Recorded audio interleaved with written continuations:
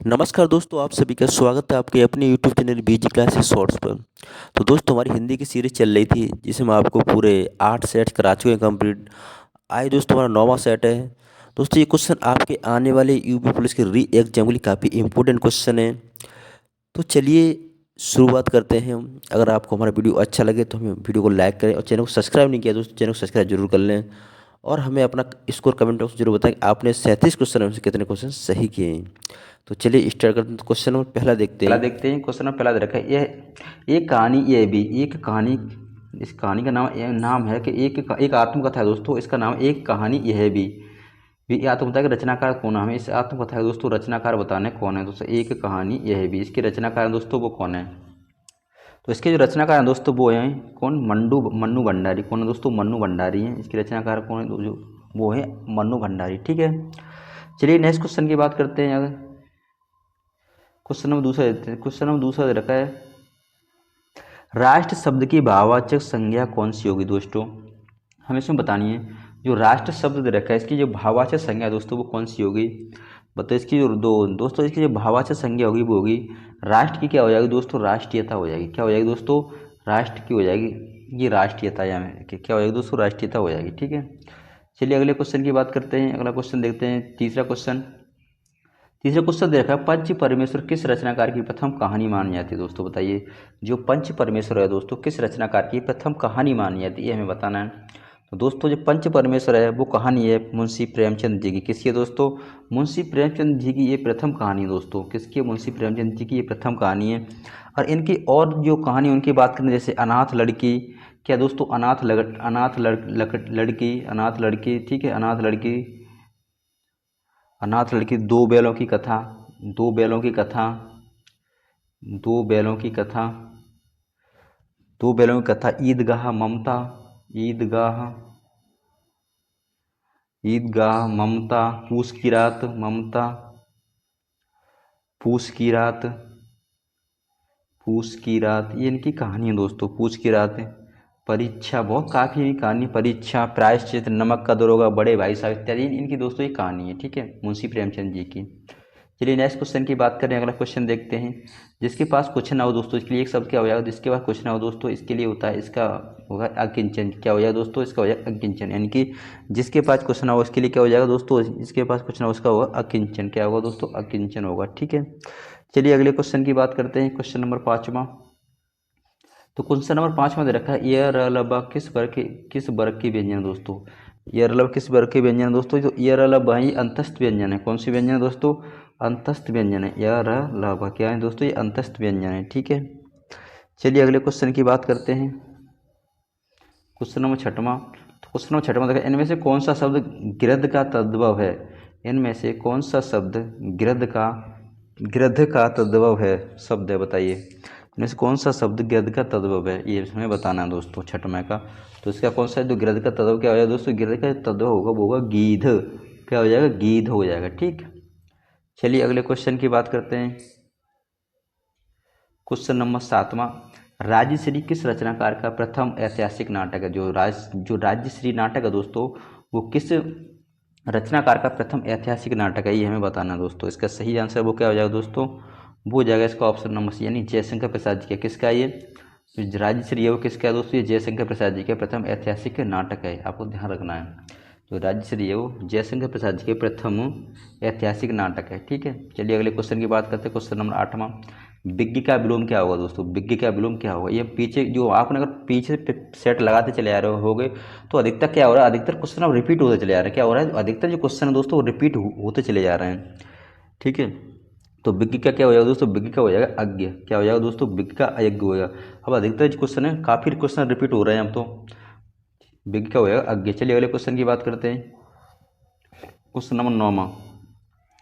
इनमें विकारी शब्द का उदाहरण कौन सा है? इनमें विकारी शब्द का उदाहरण कौन सा है, ये हमें बताना दोस्तों। इनमें विकारी शब्द का जो उदाहरण है वो कौन सा है, ये बताना है दोस्तों। इसके विकारी शब्द का उदाहरण वो क्या हो जाएगा? वो लड़का है। कौन सा हो जाएगा दोस्तों? लड़का हो जाएगा। विकारी शब्द का जो उदाहरण क्या हो जाएगा दोस्तों? लड़का हो जाएगा। ठीक है,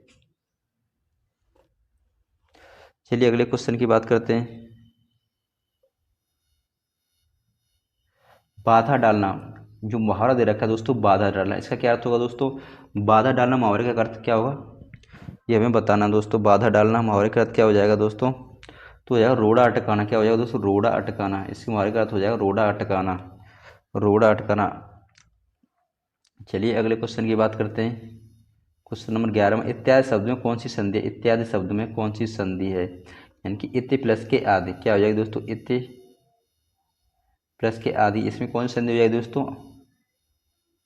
यड़ संधि हो जाएगी। कौन सी हो जाएगी दोस्तों? इसमें ये संधि जो होगी दोस्तों इसमें हो जाएगी यड़ संधि, यानी कि हमारा ऑप्शन नंबर बी सही हो जाएगा। कौन सा ऑप्शन नंबर सही होगा? बी ऑप्शन नंबर सही हो जाएगा। ठीक है, चलिए 12वें क्वेश्चन देखते हैं। इनमें से शुद्ध वाक्य का चयन करना है हमें। क्या करना है दोस्तों? इसमें शुद्ध वाक्य का हमें चयन करना है। तो चंद्रगुप्त के विभिन्न नाम हैं, चंद्रगुप्त के कई नाम हैं, चंद्रगुप्त के विविध नाम हैं, चंद्रगुप्त के कई नाम हैं। बताइए इसका सही आंसर दोस्तों वो हमारा कौन सा बनेगा दोस्तों? बताइए इसका सही आंसर है वो हमारा कौन सा बनेगा 12 का? तो दोस्तों ये 12 का सही आंसर हमारा वो होगा हमारा ऑप्शन नंबर डी। क्या हो जाएगा दोस्तों? ऑप्शन नंबर डी, यानी चंद्रगुप्त के कई नाम हैं दोस्तों। क्या चीज़? यानी चंद्रगुप्त के कई नाम हैं। ठीक है, चलिए अगले क्वेश्चन की बात करते हैं। क्वेश्चन नंबर 13वां। क्वेश्चन नंबर 13वां दे रखा है इनमें से कौन सा वाक्य शुद्ध है? हमें बताना दोस्तों इनमें से कौन सा वाक्य है जो शुद्ध है? इनमें से कौन सा वाक्य शुद्ध है? 13 का बताना है दोस्तों। तो हमें सीमा सीमा अपने से ही चली गई, ये हमारा गलत हो जाएगा दोस्त। सीमा अपने से ही चली गई, सीमा खुद चली गई, ये भी गलत हो जाएगा। ठीक है, अगला बात है सीमा आपके पास चली गई, ये भी गलत है। सीमा अपने आप चली गई, ये हमारा सही होगा। सीमा के अपने आप चली गई, यानी ऑप्शन नंबर सही हो जाएगा दोस्तों, वो हो जाएगा डी, यानी सीमा अपने आप चली गई। ठीक है, चलिए 14वें क्वेश्चन की बात करते हैं। 14वें क्वेश्चन दे रखा है जो स्त्री सूर्य भी न देख सके, जो स्त्री सूर्य भी न देखो, ये भी क्वेश्चन रिपीट हो रहा है। ये पिछले सेट का ये क्वेश्चन दे रखा है ये वाला। जो स्त्री सूर्य भी न देख सके के लिए एक शब्द कौन सा होगा दोस्तों 14वां का? बताइए बताइए दोस्तों कौन सा होगा? और आपने पिछला वीडियो देखा हो तो आपको पता ही होगा। तो क्या होगा? असूर्य, असूर्य पश्या। क्या है दोस्तों? इसका हो जाएगा असूर्य पश्या, असूर्य पश्या हो जाएगा। ठीक है, अगले क्वेश्चन की बात करते हैं 15वां की। इनमें से तत्सम शब्द का चयन कीजिए। हमें करना है दोस्तों तत्सम शब्द का चयन करना है। जीभ, मुख, कान, दांत। तो इसमें हमें क्या करना है दोस्तों? तत्सम शब्द इसमें बताना है कौन सा होता है। तत्सम शब्द क्या हो दोस्तों? इसका हो जाएगा ऑप्शन नंबर बी, यानी कि क्या मुख। क्या हो जाएगा दोस्तों? मुख हो जाएगा। इसमें तत्सम शब्द क्या हो जाएगा? मुख हो जाएगा। ठीक है, और जीभ का क्या होता है दोस्तों? जीभ का होता है जिह्वा होता है। जीभ का क्या होता है दोस्तों? जिह्वा होता है जीभ का। ठीक है, दांत का क्या होता है? दांत का दंत होता है। दांत का क्या होता है दोस्तों? दंत होता है। कान का क्या होता है? कान का कर्ण होता है। कान का क्या होता है दोस्तों? कर्ण होता है। ठीक है, चलिए अगले क्वेश्चन की बात करते हैं। 16वां क्वेश्चन। 16वां दे रखा है हिंदी साहित्य का 9वां रस इसमें से कौन सा है? हिंदी साहित्य का 9वां रस इनमें से कौन सा है? हमें बताना दोस्तों। ये भी क्वेश्चन रिपीट हुआ है, वो क्या है? ये वाला क्वेश्चन भी दोस्तों रिपीट हुआ है। तो हिंदी साहित्य का 9वां रस कौन सा है दोस्तों? तो हिंदी साहित्य का 9वां रस है वो कौन सा? शांत रस है हमारा। कौन सा रस है? शांत रस है, यानी ऑप्शन नंबर बी सही हो जाएगा। ठीक है, चलिए अगले क्वेश्चन की बात करते हैं। Question number 17वां। हिंदी को राजभाषा बनाने का निर्णय कब लिया गया? हिंदी को राजभाषा बनाने का निर्णय कब लिया गया? हमें ये बताना 17 का। तो हिंदी को राजभाषा बनाने का निर्णय 14 सितंबर 1949 को लिया गया था। कब लिया गया था दोस्तों? 14 सितंबर 1949 को लिया गया था। ठीक है, और इसको आर्टिकल जो इसके जो भारतीय संविधान के किस आर्टिकल के अंतर्गत आता है दोस्तों ये? तो ये भारतीय संविधान के 343वें आर्टिकल में आता है। ठीक है, जिसकी जो लिपि है दोस्तों वो कैसी है? इसकी जो लिपि है वो देवनागरी लिपि थी। कौन सी लिपि थी दोस्तों? देवनागरी लिपि थी। ठीक है, देवनागरी लिपि थी। इसकी जो लिपि थी दोस्तों वो थी देवनागरी लिपि। चलिए अगले क्वेश्चन की बात करते हैं। अगला क्वेश्चन देखते हैं। अगला क्वेश्चन दे रखा है 18वां। 18वां क्वेश्चन दे रखा है अज्ञान शब्द का तद्भव रूप कौन सा होगा? अज्ञान शब्द का जो तद्भव रूप होगा दोस्तों वो क्या होगा? ये हमें बताना है। तो अज्ञान शब्द का जो तद्भव रूप होगा दोस्तों वो होता है अजान। क्या होता है? वो होता है अजान, होता है अजान। कहाँ इसमें अजान? ऑप्शन नंबर बी सही हो जाएगा दोस्तों। अजान क्या हो जाएगा? अजान होता है। जो अज्ञान शब्द का जो तद्भव रूप होता है वो होता है अजान। ठीक है, चलिए अगले क्वेश्चन की बात करते हैं। क्वेश्चन नंबर 19वां। 19वां क्वेश्चन रखा है परोपकार शब्द में कौन सी संधि प्रयुक्त हुई है? परोपकार शब्द में कौन सी संधि उपयुक्त हुई है? तो जब परोपकार का संधि विच्छेद करते हैं तो इसका हो जाता है दोस्तों पर प्लस के उपकार। क्या हो जाता है? इसका हो जाता है दोस्तों पर प्लस के उपकार। क्या हो जाता है दोस्तों? पर प्लस के उपकार, यानी कि अ प्लस अ प्लस उ मिलके क्या बना रहे हैं दोस्तों, अ प्लस उ मिलकर बना रहे हैं ओत, यानी कि इसमें होता है दोस्तों गुण संधि। क्या हो जाएगा दोस्तों, गुण संधि होगी। इसमें कौन सी संधि होगी दोस्तों, इसमें होगी गुण संधि। ठीक है, फिर उसमें गुण संधि होगी, गुण संधि होगी। अगले क्वेश्चन की बात करते हैं, क्वेश्चन नंबर 20वां। इनमें से शुद्ध शब्द का कौन सा है, इनमें से शुद्ध शब्द है दोस्तों वो कौन सा, ये हमें बताना है 20 का। तो इसमें शुद्ध शब्द कौन सा ये बताइए दोस्तों। तो इसमें शुद्ध शब्द हो जाएगा, वो हो जाएगा हमारा ऑप्शन नंबर बी, यानी कि अभ्यस्त। क्या हो जाएगा दोस्तों, अभ्यस्त। इस तरीके से ये हमारा शुद्ध शब्द बन जाएगा, अभ्यस्त। ठीक है, अभ्यस्त इस तरीके से, यानी ऑप्शन नंबर हमारा बी सही हो जाएगा, ऑप्शन नंबर बी सही हो जाएगा। ठीक है, चलिए 20 के बाद 21वें क्वेश्चन की बात करते हैं। क्वेश्चन दे रखा है, इनमें से कौन सी बोली पश्चिमी हिंदी की बोली नहीं है, इनमें से कौन सी बोली पश्चिमी हिंदी की बोली नहीं है, इसका हमें ये बताना है दोस्तों। तो बताइए इसका कौन सा सही हो जाएगा आंसर, बताइए दोस्तों इसमें कौन सा सही आंसर होगा। तो इसका सही आंसर दोस्तों अवधि। कौन सा दोस्तों, ये है अवधि हो जाएगा। कौन सा हो जाएगा दोस्तों, इसका हो जाएगा सही अवधि। अवधि भाषा क्या पश्चिमी हिंदी की बोली नहीं है। तो पश्चिमी हिंदी की बोलियाँ कौन कौन सी दोस्तों, यहाँ पश्चिमी हिंदी की बोलियों को वर्णन करते हैं। तो देखो, एक तो हमारी बुंदेली हो गई दोस्तों, कौन सी हो गई, बुंदेली हो गई, हरियाणवी हो गई, कौरवी हो गई, कौन सी हो दोस्तों, कौरवी हो गई। ये हमारी क्या है दोस्तों, बांगरू हो गई। देखो बांगरू भी होती है, बांगरू। और कन्नौजी भी होती है दोस्तों, कौन सी, कन्नौजी। ये कौन दोस्तों, ये कौन सी है, ये पश्चिमी हिंदी की बोली, कन्नौजी, बांगरू, कन्नौजी। यानी देखो हरियाणवी, बुंदेली, कौरवी, बांगरू और कन्नौजी, ये कौन सी दोस्तों, ये हमारी पश्चिमी हिंदी की बोलियाँ होती हैं। और जो पूर्वी हिंदी की बोली कौन सी होती है दोस्तों, पूर्वी हिंदी की बोली की बात करें तो हम पूर्वी हिंदी की बोलियाँ कौन कौन सी होती है दोस्तों, पूर्वी हिंदी की, यहाँ पूर्वी हिंदी की देखेंगे तो देखो पूर्वी हिंदी कौन कौन सी हो जाती है। देखो तो एक तो हमारी अवधि हो गई, कौन सी दोस्तों, अवधि हो गई, अवधि। ये पूर्वी हिंदी की अवधि हो गई, बघेली हो गई, अवधि, बघेली और छत्तीसगढ़ी। दोस्तों कौन कौन सी, अवधि, बघेली और छत्तीसगढ़ी। ये कौन सी दोस्तों, ये पूर्वी हिंदी की बोलियाँ हैं। कौन कौन सी, किसकी बोली है, पूर्वी हिंदी की बोली, जैसे अवधि, बघेली और छत्तीसगढ़ी। ठीक है, चलिए अगले क्वेश्चन की बात करते हैं। क्वेश्चन नंबर 22वां देखते हैं। 22वां क्वेश्चन दिया है, गंगा का पर्यायवाची कौन सा होगा। दोस्तों ये गंगा का पर्यायवाची शब्द है वो कौन सा होगा, ये हमें बताना है। तो गंगा का पर्यायवाची इसमें क्या, हम इसमें पूछा गंगा का पर्यायवाची कौन सा होगा, बताइए दोस्तों। तो गंगा का पर्यायवाची इसमें कौन सा, त्रिपथ का। कौन सा होगा दोस्तों, गंगा का पर्यायवाची इसमें हो जाएगा त्रिपथ का। दोस्तों देख गंगा के पर्यायवाची कौन कौन से शब्द होते हैं, हम वर्णन करते हैं इसका यहाँ पे गंगा के। तो गंगा कौन कौन से पर्यायवाची होते हैं। तो गंगा का एक तो क्या होता है, त्रिपथ का होता है। त्रिपथ का तो लिखा ही है, मंदाकिनी है दोस्तों, क्या होता है, मंदाकिनी, मंदाकिनी, भागीरथी। कौन कौन सी दोस्तों, मंदाकिनी, भागीरथी, मंदाकिनी, भागीरथी, सुरसरिता, सुरसरिता, मंदाकिनी, भागीरथी, सुरसरिता, देवनदी। कौन सी दोस्तों, देवनदी, देवनदी, विष्णुपदी, विष्णुपदी, विष्णुपदी, विष्णुपदी, देवापगा, देवापगा दोस्तों। और ध्रुवनंदा। कौन सी दोस्तों, ध्रुवनंदा, ध्रुवनंदा, ध्रुवनंदा, जाह्नवी, जाह्नवी, सुरसरी, जाह्नवी, सुरसरी और नदीसुरी। ये दोस्तों, और नदीसुरी, ये दोस्तों किसकी, गंगा के पर्यायवाची शब्द यानी मंदाकिनी, यानी कि कौन सी दोस्तों, मंदाकिनी, भागीरथी, सुरसरसा, देवनदी, विष्णुपदी, देवापगा, ध्रुवनंदा, जाह्नवी, सुरसरी। ये दोस्तों किसकी, ये गंगा के पर्यायवाची शब्द हैं। चलिए अगले क्वेश्चन की बात करते हैं। क्वेश्चन नंबर 23वां। क्वेश्चन नंबर 23वां दे रखा है, इनमें से फल का पर्यायवाची कौन सा होगा दोस्तों। इनमें से फल का हमें पर्यायवाची बताना दोस्तों, किसका बताना दोस्तों, इसमें फल का पर्यायवाची। तो फल का पर्यायवाची क्या होता है दोस्तों, परिणाम होता है। क्या होता है दोस्तों, फल का पर्यायवाची परिणाम होता है। इसके अन्य और भी क्या होते हैं, देखो परिणाम साथ साथ इसकी उपज होता है दोस्तों। फल क्या होता है दोस्तों, उपज होता है। उपज हो गया हमारा, सस्य हो गया, क्या चीज़ दोस्तों, सस्य हो गया। और संतति हो गया, क्या चीज़, संतति हो गया, संतति हो गया। और नतीजा हो गया, नतीजा, परिणाम, नतीजा हो गया। और अंजाम हो गया, क्या होगा दोस्तों, अंजाम। ये सभी किसके हैं दोस्तों, ये सभी फल के क्या है दोस्तों, ये पर्यायवाची, यानी कि आज उपज हो गया, शस्य हो गया, संतति हो गया, क्या है दोस्तों, ये संतति लिखा है, संतति हो गया, नतीजा हो गया, नतीजा और अंजाम। ये सभी किसके हैं दोस्तों, ये सभी फल के पर्यायवाची हैं। चलिए अगले क्वेश्चन की बात करते हैं, 24वां क्वेश्चन की। तो 24वां क्वेश्चन दे रखा है, इनमें से कौन सा शब्द प्रत्यय से बना है, इनमें से कौन सा शब्द है दोस्तों ये प्रत्यय से बना है, ये हमें बताना है दोस्तों। इनमें से कौन सा शब्द है दोस्तों जो प्रत्यय से बना है? व्यायाम, जो अभियोग, व्यायाम, अपमान। तो दोस्तों इसमें सभी क्या है, देखो अभियोग में क्या है, इसमें उपसर्ग तो दे रखा है क्या, अभी उपसर्ग दे रखा है, इसी ये उपसर्ग से बना है अभी से। व्यायाम भी ये वे उपसर्ग से बना है।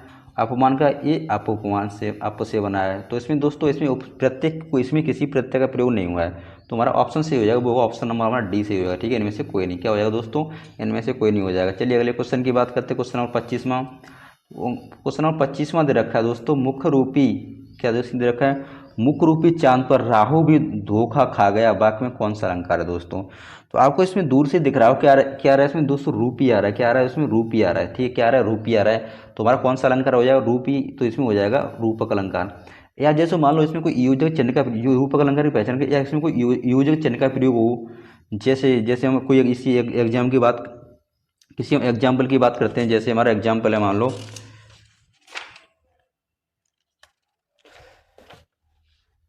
जैसे हमारा मान लो एग्जाम है, जैसे बीती भावरी, जैसे बीती बिभारी जागरी अंबर पनगट, जैसे यहाँ पे अंबर, अंबर यहाँ पे अंबर आ रहा है दोस्तों, ठीक अंबर, और यहाँ पे क्या डैश पनगट, यहाँ पे क्या योजक चिन्ह का प्रयोग हो रहा है। तो इसमें क्या, तो इसमें क्या हो दोस्तों, इसमें भी हो जाएगा हमारा, हमारा इसी हो जाएगा, हमारा रूपक अलंकार हो जाएगा। ठीक है, अंबर पनगट में डुगरी उसका तार नगरी। चलिए क्वेश्चन नंबर 26 की बात करते हैं। तो क्वेश्चन नंबर 26 में दे रखा है, जिससे बुलाया ना गया हो के लिए एक शब्द कौन सा होगा, जिससे बुलाया ना गया हो, बताइए, जिसे बुलाया न गया उसके लिए एक शब्द क्या हो जाएगा दोस्तों? तो इसका आंसर हो जाएगा, क्या हो जाएगा, अनाहूत होता है। वो क्या होता है, जिससे बुलाया न गया वो होता है अनाहूत। क्या होता है दोस्तों, वो होता है अनाहूत। जिसके आने की तिथि निश्चित ना हो दोस्तों, किसे कहते हैं, क्या कहते हैं, जिसके जिसके आने की तिथि निश्चित ना हो, जिसके आने की तिथि, जिसके आने की तिथि निश्चित ना हो, आने की तिथि तिथि निश्चित ना हो, उसे कहते हैं दोस्तों अतिथि, कहते हैं, क्या कहते हैं दोस्तों, उसे कहते हैं अतिथि। और अभ्यागत की बात करें, अभ्यागत दोस्तों, क्या इसकी बात करें, अभ्यागत। अभ्यागत क्या होता है, अभ्यागत वह जो कहीं से चलकर आया, वह जो कहीं से चलकर आया हो, कि उसे कहते हैं अभ्यागत, कहते हैं, क्या कहते हैं दोस्तों, उसे कहते हैं अभ्यागत। ठीक है, चलिए अगले क्वेश्चन की बात करते हैं, क्वेश्चन नंबर 27वां। क्वेश्चन नंबर 27वां दे रखा है दोस्तों, जो 2017 में ज्ञानपीठ पुरस्कार मिला था, वो मिला था कृष्णा सोबती को। किसे मिला था दोस्तों, उसे कृष्णा सोबती को मिला था। अब हम वर्तमान की बात करें दोस्तों, वर्तमान किसे मिला है, तो वर्तमान में मिला है ये दामोदर मोजा को। किसे मिला है दोस्तों, दामोदर मोजा को ये मिला है, दामोदर मोजा, मोजा, ऐसे किसी तरीके से लिखा जाता है कुछ ये। ठीक है, वर्तमान किसे मिला है, दामोदर मोजा। चलिए नेक्स्ट क्वेश्चन की बात करते हैं 28वां। तुम्हारे गद्यांश दे रखा है, गद्यांश को पढ़ के हमें आंसर देना है क्वेश्चन के। ठीक है, तो क्वेश्चन नंबर 28 में दे रखा है, विज्ञान को हम भस्मासुर बनने से कैसे रोक सकते हैं दोस्तों, विज्ञान को हम भस्मासुर बनने से कैसे रोक सकते हैं। चलिए हम इसको छांटते हैं इसमें से दोस्तों। गद्यांश का मतलब क्या होता है, जो इसके आंसर दिए होते हैं इसी जो पैराग्राफ में दिए होते हैं। ठीक है, तो चलिए भस्मासुर को हम कैसे रोक सकते हैं। नैतिक और आत्मिक मूल्यों को साथ साथ विकसित करने की अवस्था है। तो यहाँ से पढ़ना शुरू करते हैं। नैतिक, यहीं पर हमारा आंसर इसका मिलेगा। देखो, नैतिक और आत्मिक मूल्यों, नैतिक और आत्मिक मूल्य, नैतिक और आत्मिक मूल्यों को साथ साथ विकसित करने की आवश्यकता है, जिससे विज्ञान हमारे लिए भस्मासुर का हाथ न हो जाए, भस्मासुर का हाथ न हो जाए। यानी नैतिक और आत्मिक मूल्यों के साथ साथ, यहाँ पर देखो कहाँ लिखा है हमारा ऑप्शन में, नैतिक और आत्मिक मूल्यों के साथ साथ, नैतिक और आत्मिक हानि के, हमारा ऑप्शन नंबर सही हो जाएगा दोस्त, वो हो जाएगा ऑप्शन नंबर डी। कौन सा सही हो जाएगा दोस्तों, ऑप्शन नंबर डी। यानी नैतिक और आत्मिक मूल्यों को विकसित करके, नैतिक और आत्मिक मूल्यों को विकसित करके। ठीक है, चलिए अगले क्वेश्चन की बात करते हैं, 29वां क्वेश्चन। तो 29वां हमारा क्वेश्चन दे रखा है, हमारी विज्ञानाधारित शिक्षा की सर्वाधिक महत्वपूर्ण कौन सी है, हमारी विज्ञानाधारित शिक्षा की सर्वाधिक महत्वपूर्ण देन कौन सी है, हमें देनी सर्वाधिक तो महत्वपूर्ण जो देन है दोस्तों, वो क्या होगी हमारी, वो होगा हमारा ऑप्शन नंबर जीवन का अपरिसीमक भौतिक विकास। ये हम इसका जो आंसर दो छांटेगा तो हमारा इसमें ऑप्शन उसमें मिल जाएगा ये। ठीक है, जीवन का अपरिसीम भौतिक विकास। चलिए अगले क्वेश्चन की बात करते हैं, 30वां क्वेश्चन। तीसरा क्वेश्चन देखा, आधुनिक मानव विकास को सर्वांगीण क्यों नहीं कहा जा सकता, आधुनिक मानव विकास को सर्वांगीण क्यों नहीं कहा जा सकता। तो इसका सही आंसर हो जाएगा दोस्तों, वो हो जाएगा हमारा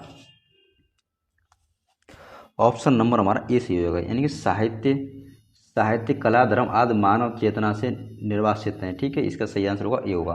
ये सभी आंसर आपको उसमें जब पैराग्राफ में उसमें छांटोगे दोस्तों, जो हमारा जो गद्य दे रखा है उसमें, तो उसके सभी के आंसर आपको उसमें मिल जाएंगे। ठीक है, जो अच्छे से आप पढ़ोगे उसको। चलिए 31वां क्वेश्चन देखते हैं। 31वां क्वेश्चन दे रखा है, दासत्व शब्द में कौन सा प्रत्यय प्रयुक्त है? दासत्व शब्द में कौन सा प्रत्यय जुड़ा हुआ है, ये हमें बताना दोस्तों। दासत्व में तो बताइए इसमें कौन सा प्रत्यय जुड़ा हुआ है दासत्व में? तो दोस्तों दासत्व जो प्रत्यय है वो हो जाएगा हमारा तो प्रत्यय। क्या क्या हो जाएगा दोस्तों? इसमें हो जाएगा तो प्रत्यय। ऑप्शन नंबर हमारा बी सही होगा। क्या हो जाएगा? तो प्रत्यय, यानी इसकी संधि करेंगे इसकी, तो दास प्लस के क्या हो जाएगा दोस्तों? दास प्लस के तो हो जाएगा। तुम्हारा ये क्या हो जाएगा? तो ये हमारा क्या होगा दोस्तों? ये तो प्रत्यय है, तो इसी तो प्रत्यय से जुड़ा हुआ है। चलिए अगले क्वेश्चन की बात करते हैं। 32वां क्वेश्चन। 32वां क्वेश्चन दे रखा है, समय सरगम उपन्यास किसकी कृति है? जो समय सरगम उपन्यास है वो किसकी दोस्तों कृति है, ये हमें बतानी है। समय सरगम 32 का, तो इसका समय सरगम जो उपन्यास की कृति है जो कृष्णा सोबती जी की, किसकी दोस्तों? यह कृष्णा सोबती की है। ठीक है, कृष्णा सोबती की। चलिए अगला क्वेश्चन देखते हैं। 33वां क्वेश्चन, कांटा का विश्लेषण क्या होगा? कांटा का विशेषण क्या होगा? कांटा का विशेषण कौन सा होगा, ये हमें बताना दोस्तों। कांटा का विशेषण जो बनेगा वो क्या बनेगा दोस्तों? कटीला होगा, कांट होगा, कंटकीड़ होगा या कंटक होगा? बताइए 33 का कौन सा जो है। तो दोस्तों कांटा का जो विशेषण बनेगा वो बनेगा कंटीला। क्या बनेगा दोस्तों? कंटीला बनेगा। ठीक है, चलिए अगले क्वेश्चन की बात करते हैं। क्वेश्चन नंबर 34वां। क्वेश्चन नंबर 34 में देखा, इनमें से हिंदी की आदि जननी किसे कहा जाता है? देखो ये भी क्वेश्चन रिपीट हुआ है कि नहीं हुआ है? देखो ये भी क्वेश्चन रिपीट हुआ है। काफ़ी क्वेश्चन से रिपीट होते चले जा रहे हैं लगभग। अब तो जैसे हम आगे बढ़ते जा रहे हैं वैसे क्वेश्चन रिपीट होते चले जा रहे हैं हमारे। 34 का हमारा कौन सही हो? 34 का हमारा सही होगा दोस्तों संस्कृत हो जाएगा। हिंदी की आदि जननी किसे कहते हैं दोस्तों? संस्कृत को कहते हैं। चलिए अगले क्वेश्चन की बात करते हैं। क्वेश्चन नंबर 35वां। इनमें से कौन सा शब्द क्रिया विशेषण, उनमें से कौन सा शब्द क्रिया विशेषण? तो दोस्तों ये वाला क्या क्वेश्चन है? ये वाला हमारा क्वेश्चन भी रिपीट है, तेज हो जाएगा। इसमें क्या हो जाएगा दोस्तों? तेज हो जाएगा। ठीक है, चलिए अगले क्वेश्चन की बात करते हैं। 35 का 36वां क्वेश्चन। अर्पण का विलोम कौन सा होगा दोस्तों? अर्पण का विलोम कौन सा होगा? अर्पण का विलोम क्या हो जाएगा दोस्तों? ये बताना है हमें। अर्पण का विलोम क्या होगा? अर्पण का विलोम क्या होगा दोस्तों? अर्पण का विलोम होगा ग्रहण करना। यानी क्या होगा दोस्तों? अर्पण का जो विलोम होगा वो होगा ग्रहण करना। ठीक है, और बात करते हैं चलिए अगले क्वेश्चन की। तो अगला क्वेश्चन हमारा क्या रखा है? 37वां क्वेश्चन रहेगा, गरल शब्द का विलोम कौन सा होगा? गरल शब्द का, गरल शब्द का कौन सा विलोम होगा, ये हमें बताना दोस्तों। गरल का विलोम, तो जो गरल शब्द का विलोम होगा वो होगा दोस्तों सुधा। क्या हो जाएगा दोस्तों? सुधा हो जाएगा। गरल का विलोम क्या होगा? सुधा होगा। ठीक है, अमृत का विलोम क्या होगा? अमृत का जो विलोम होगा विष होगा। क्या होगा दोस्तों? विष होगा। क्या होगा दोस्तों? विष होगा। अमृत का विलोम क्या हो जाएगा दोस्तों? विष हो जाएगा। ठीक है, चलिए अगले क्वेश्चन की बात करते हैं। नेक्स्ट क्वेश्चन 38वां क्वेश्चन। इनमें से कौन सा शब्द शुद्ध है? इनमें से कौन सा शब्द ऐसा है जो शुद्ध है? आगामी, अगमी, आगामी, बताइए इसमें कौन सा शब्द शुद्ध हो जाएगा दोस्तों 38 का? तो 38 कौन सा शब्द होगा? तो आगामी को कैसे लिखा जाता है दोस्तों? आगामी को लिखा जाता है इस तरीक़ा से, जैसे आ, गा और मी। ठीक है, इस तरीके से क्या लिखा जाता है? आगामी लिखा जाता है। यानी ऑप्शन नंबर सही हो जाएगा हमारा, ऑप्शन नंबर ए सही हो जाएगा। ठीक है, चलिए अगले क्वेश्चन की बात करते हैं। Question number 39वां।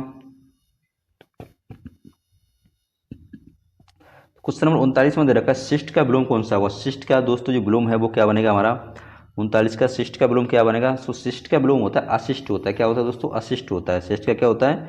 अशिष्ट होता है। चलिए अगले क्वेश्चन की बात करते हैं। और अवशिष्ट की बात, अवशिष्ट की क्या होता है दोस्तों? अवशिष्ट का होता है अशेष होता है। क्या होता है दोस्तों? अशेष होता है। और निकृष्ट का क्या होता है? निकृष्ट का होता है उत्कृष्ट। क्या होता है? उत्कृष्ट होता है। उत्कृष्ट होता है, उत्कृष्ट होता है, कृष्ट होता है, टा होगा, उत्कृष्ट होता है। ठीक है, ठीक है, चलिए विशिष्ट की बात करें तो विशिष्ट का साधारण या सामान्य होता है। अगले क्वेश्चन देखते हैं 40वां और आज की वीडियो का लास्ट क्वेश्चन है दोस्तों। अगर आपको वीडियो अच्छा लगा हो तो प्लीज़ वीडियो को लाइक करें और चैनल को सब्सक्राइब कर लें, अपने दोस्तों तक जरूर शेयर करें दोस्तों। तो क्वेश्चन दिया, अग्नि का जो विशेषण है दोस्तों कौन सा होगा? अग्नि का जो विशेषण है वो कौन सा बनेगा, ये हमें बताना है। तो अग्नि का विशेषण बनेगा वो बनेगा आग्नेय। क्या बनेगा दोस्तों? आग्नेय बनेगा। यानी ऑप्शन नंबर हमारा सही हो जाएगा, वो होगा हमारा ऑप्शन नंबर यानी आग्नेय। अग्नि का जो विशेषण बनेगा वो कौन सा बनेगा दोस्तों? वो आग्नेय बनेगा। तो हमारे इस तरीके से हमारे 40 क्वेश्चन पूरे हो चुके हैं दोस्तों। अगर आपको हमारा वीडियो अच्छा लगा हो तो प्लीज़ वीडियो को लाइक करें, चैनल को सब्सक्राइब करें।